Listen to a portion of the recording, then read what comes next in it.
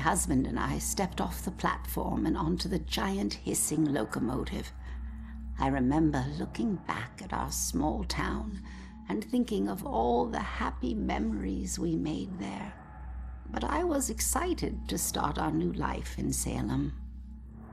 I must have dozed off because I was startled awake by the sound of screeching metal.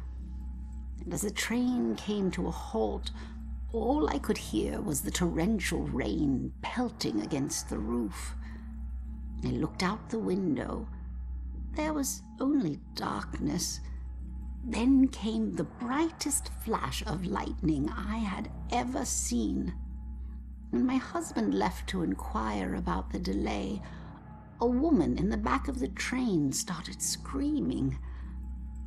We rushed over to her and asked her what was wrong, but all she could manage to say through her sobs was something about seeing the spirits of the dead wandering in the rain. Stranger still were the passengers that were suddenly stricken with the painful memories of their past. It was at this point that I became truly terrified, so I set out to find Joe. When I reached the cab and still hadn't found him, I was worried.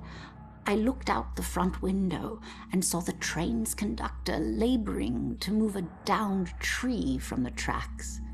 And there was Joe, walking up to help. However, instead of grabbing hold of the tree, Joe bent down, picked up a rock, and crushed the conductor's skull with it. When I left the train and ran up to him, I could see that this wasn't the Joe I once knew. Something had taken hold of him, something angry.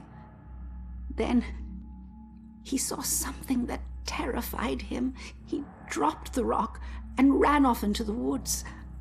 However, right before he disappeared into the trees, during a bright flash of lightning, I thought I saw something chasing him, hunting him.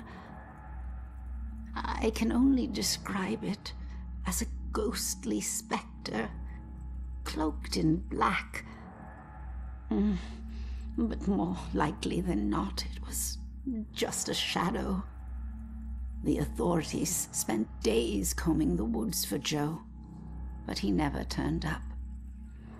I tried to go back home, but the memories were too painful.